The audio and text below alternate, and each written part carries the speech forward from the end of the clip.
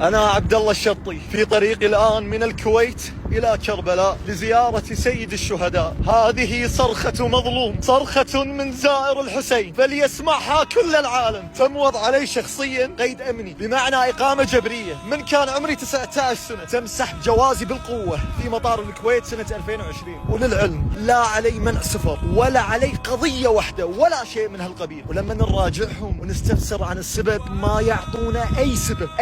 وبعدها بسنة أودعوني في السجن كما هو المتوقع، وخذيت عليها براءة بحمد الله تعالى، والآن ما علي شيء. لذلك اليوم أنا مجبور أتكلم بعدما طفح الكل.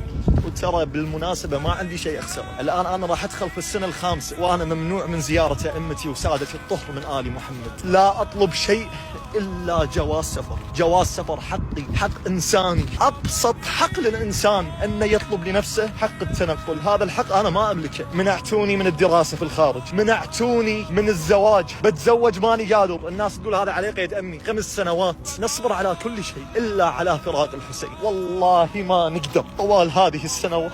كم وكم تمنيت أن أموت حتى أجاور الحسين وأدفن في كربلاء. يا عالم أنا اليوم سأنام في الصحراء تحت حر الشمس ولن أعود إلى البيت أبدا حتى الوصول إلى كربلاء. كربلاء كربلاء الوصول إلى كربلاء.